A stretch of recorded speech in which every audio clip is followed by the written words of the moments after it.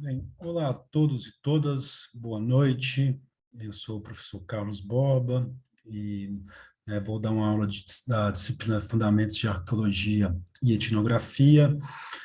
Nesta aula, nós iremos continuar um assunto que foi abordado na última aula, que foi sobre os museus, mas dessa vez observando mais os aspectos educativos do museu e a potencialidade do museu como um elemento para fomentar a diversidade cultural. Eu vou compartilhar aqui e, por favor, me confirmem se estão tendo acesso aí ao slide.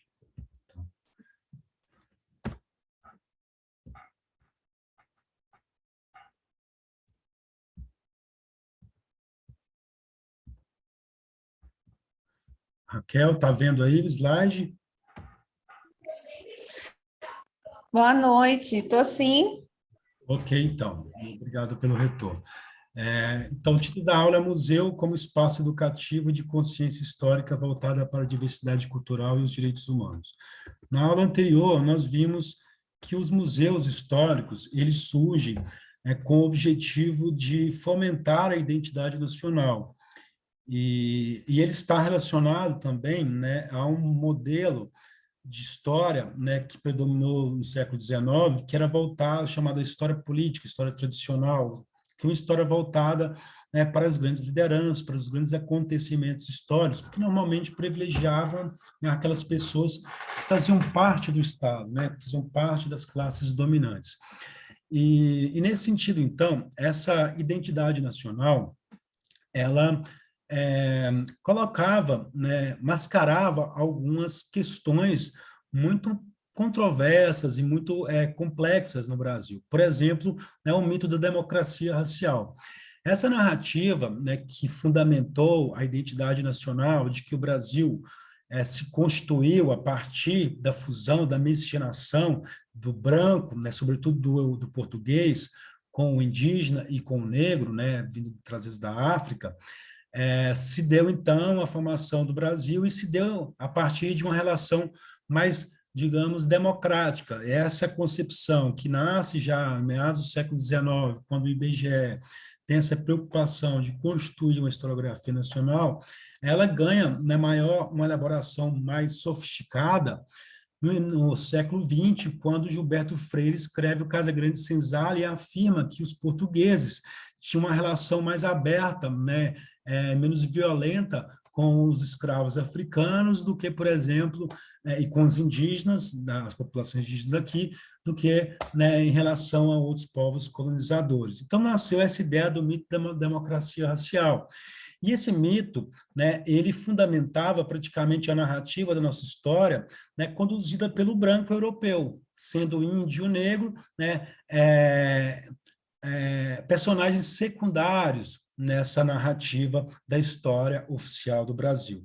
Então, as representações que nós temos, né, a partir dessa ideia, e muito presente nesses museus históricos, e na própria história oficial, né, que fundamentou essa concepção, né, etnocêntrica da interpretação da história do Brasil, considerava que os índios eram pessoas inocentes, pacíficas, que foram, né, facilmente persuadidos pelos portugueses e que, né, pouco resistiram a esse processo de aculturação e conquista, o que de fato, né, não é uma verdade. Hoje tem várias pesquisas que indicam a resistência indígena, né, e também que os indígenas tinham a compreensão de alguns elementos que os portugueses usavam para dominação, e da mesma forma, os afro-brasileiros aparecem sempre no sentido de ter contribuído, né, de forma econômica através da exploração da mão de obra escrava. Não valorizamos muitas vezes a cultura, né, desses povos, o que, né, está mudando nas últimas décadas. De toda forma, né, o que nós observamos é que essa narrativa sobre, né, a história do Brasil, ela deixa em segundo plano o papel de índios, né, de negros e, né, de outros grupos sociais que passariam depois a reivindicar a sua identidade, a sua memória, a sua cultura, a sua história. Então, isso ocorre, né, a partir do momento né, em que há uma crise de identidade nacional a partir do surgimento dos novos movimentos sociais, né, que ocorre ali por volta dos anos de 1970, 1980, e no Brasil se dá no contexto do processo de redemocratização, quando populações quilombolas, populações indígenas, né, populações, né, diversas populações tradicionais como ribeirinhos e caboclos, inicia um processo de reivindicar as suas identidades, né, porque essa identidade nacional muitas vezes homogeneizava uma cultura e que não contemplava essas especificidades regionais, né, e desses grupos, e também reivindicar a sua participação, né, na formação da cultura, da memória e da história do país. E esse processo, né, ele ocorre paulatinamente também a uma mudança de abordagem, né, historiográfica com a ascensão dos análises e o questionamento dessa história tradicional predominante no século XIX. Então, nós vemos que até a própria política do museu, né, desses museus históricos, que representavam basicamente as classes dominantes, passa a dar lugar a esses novos personagens. E toda essa instituição, a configuração do museu, está relacionada organicamente com os paradigmas historiográficos de determinados momentos, ou seja, o modelo predominante de se pensar a história em um dado tempo e um dado lugar.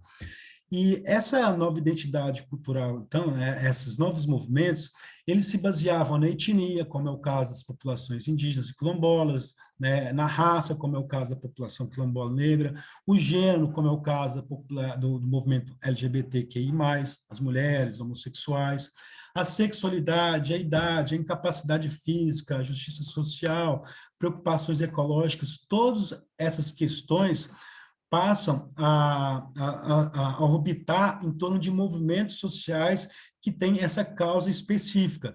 E essa mobilização, então, favoreceu o reconhecimento dessa diversidade cultural e étnica no Brasil. E essa diversidade foi ratificada, foi, né, garantida na Constituição Federal de 88. Né? Essa Constituição de 88, ela tem no seu artigo 215 que o Estado garantirá a todos o pleno exercício dos direitos culturais e acesso às fontes da cultura nacional, e apoiará e incentivará a valorização e a difusão das manifestações culturais. Então, esse artigo foi fundamental para que, né, depois se engendrasse, né, outros dispositivos jurídicos, outras leis para garantir essa diversidade. E uma delas foi, né, foi a Lei de Diretrizes e Bases, que orienta a política educacional no Brasil e que incentivava essa ideia da diversidade cultural, os parâmetros curriculares nacionais aprovados em 98, as diretrizes curriculares nacionais, né, a Base Nacional Curricular Comum agora também, a Declaração Universal da Diversidade Cultural da ONU, que o Brasil é signatário, e a Lei 10.639 de 2003, que, né, institui a obrigatoriedade do ensino de história afro-brasileira, e depois a Lei 11.645 de 2008, que instituiu, além da necessidade, da obrigatoriedade do ensino de história africana, de ensino de história indígena e de todos aqueles, né, grupos de culturas que contribuíram para a formação do Brasil. A partir disso, então, nós observamos que há um novo conceito de cultura, com a Constituição de 88, né, e que está aí em consonância com a Declaração Universal da Diversidade Cultural da ONU. E esse conceito de cultura, então, ele tem em conta não sua expressão folclórica, monumental, arquitetônica, não só apenas na cultura material, arqueológica, mas no conjunto de valores, representações e regulações que orientam os diversos grupos sociais, ou seja, a língua, né, as manifestações religiosas.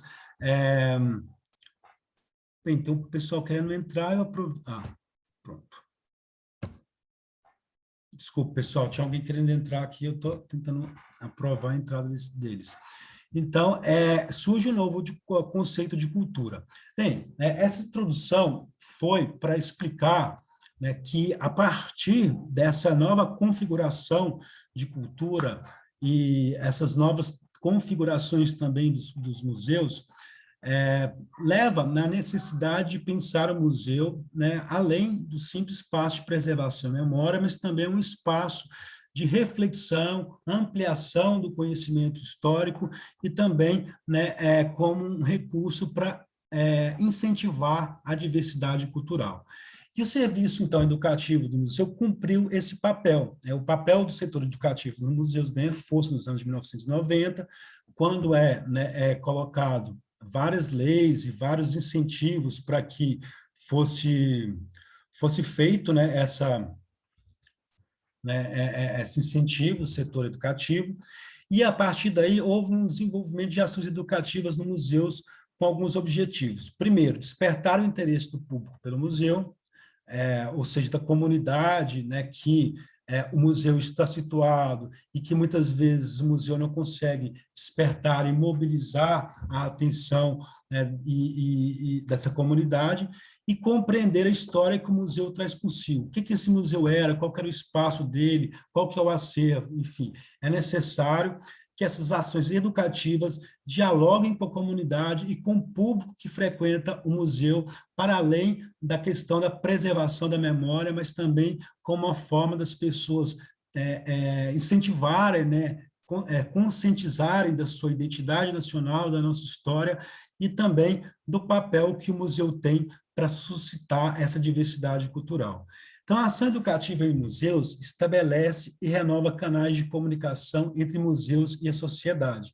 E, além disso, atua como uma grande possibilidade de recurso didático na escola, principalmente para o professor de história. A ação educativa para o público escolar, quando utilizado no museu, deve ser muito bem planejada. E esse planejamento consiste no diálogo aberto entre escola, aluno e professores.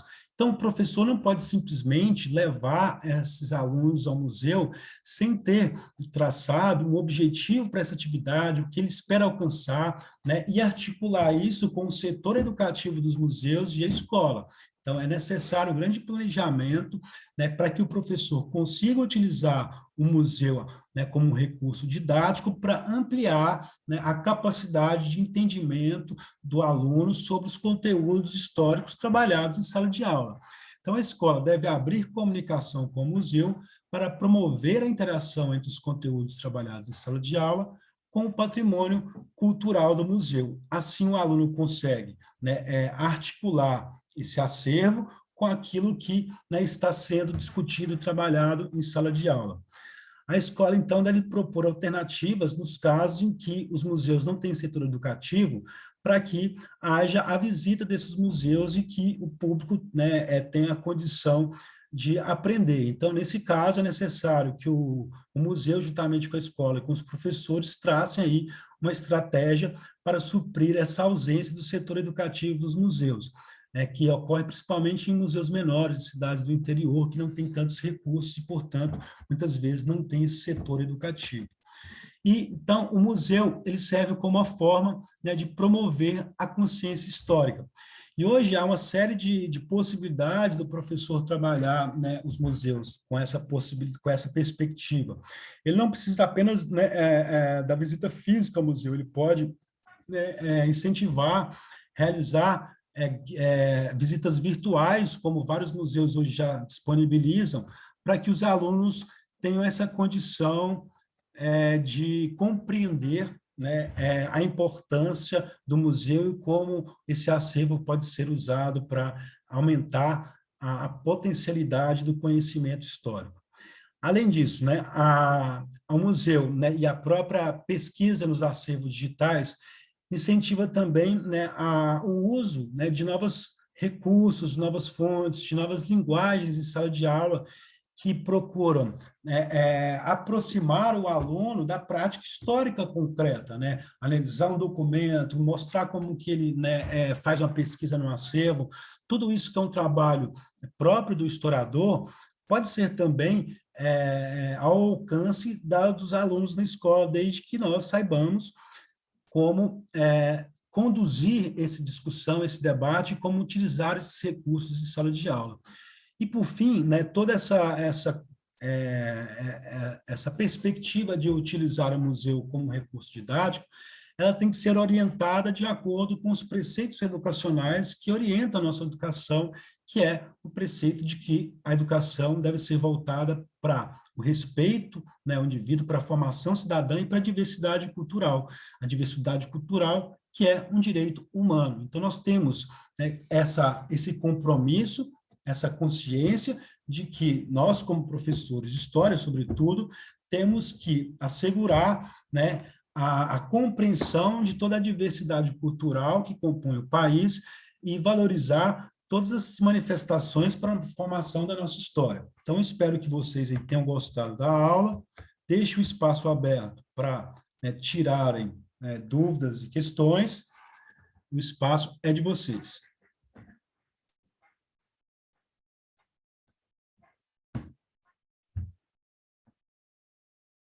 Daniel, Raquel, quem está com Oi, professor.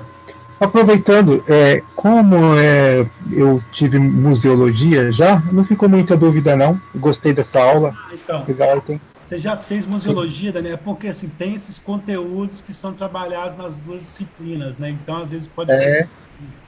Na verdade, é a terceira vez já que eu tinha feito no Claretiano e não terminei. E gosto muito de museologia.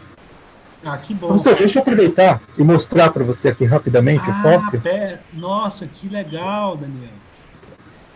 Falando nisso, eu esqueci de te dar o retorno. Eu tenho que falar com a Candelária a respeito disso. Você já conversou com alguém? Não conversei. Não conversei. Interessante. Eu não conversei. Então é uma rocha sedimentar. Vou conversar com você pelo ambiente virtual. Dá para perceber que é sedimentar, né? Olha. Você me manda aí as fotos e a gente conversa a respeito disso, tá bom? Olha, dá para perceber que é uma rocha sedimentar, não dá? Olha. Sim. Então, a minha máquina profissional está sem bateria, senão eu já teria feito para mandar. Mas eu vou dar um jeito de fazer umas macro com ela. Não se preocupe. Legal. Condição, tá? Eu tenho aqui alguns ossos de baleia também, que não tem como datar isso também. Sim. E aí, se algum espaço interessar... Teria que ser com uma equipe, né, de pesquisa que tem esses recursos para ver a datação, né? Não é uma coisa simples. Pode ser útil, né, professor, para até um museu, um grupo de pesquisa, né? Eu sem falta, vou até anotar aqui agora, vou conversar com a Candelária, que é coordenadora da arqueologia, para ver com ela a respeito disso. Tá bom, professor. Sem pressa, pode ficar tranquilo, fico aguardando. Gente, mas tem me causado muita curiosidade a respeito. Não, mas que bom. Isso tem a Serra do Araripe. Você normalmente graduação na arqueologia. Oi? Fazer graduação na arqueologia depois. Né? Desculpa, não entendi. Você cursar a arqueologia. Já que sim, tem tanto interesse, faz história, porque vai contribuir imensamente também para a análise arqueológica. Legal. Depois, conclui história, faz também arqueologia. Que aí acho que Legal. você vai, né, ter mais embasamento para desenvolver esses estudos. Tá legal, professor. Obrigado, viu? Por nada. Pessoal, deixo aqui também, né, a possibilidade de vocês sugerirem temas para serem trabalhados em aulas futuras. Então, né, se quiserem que eu discuta algum tema específico depois, vocês podem me enviar mensagem no ambiente virtual e, né, eu acato as decisões de vocês aí, tá bom? No mais, eu agradeço a todos. Se não tiverem questões, eu encerro a aula.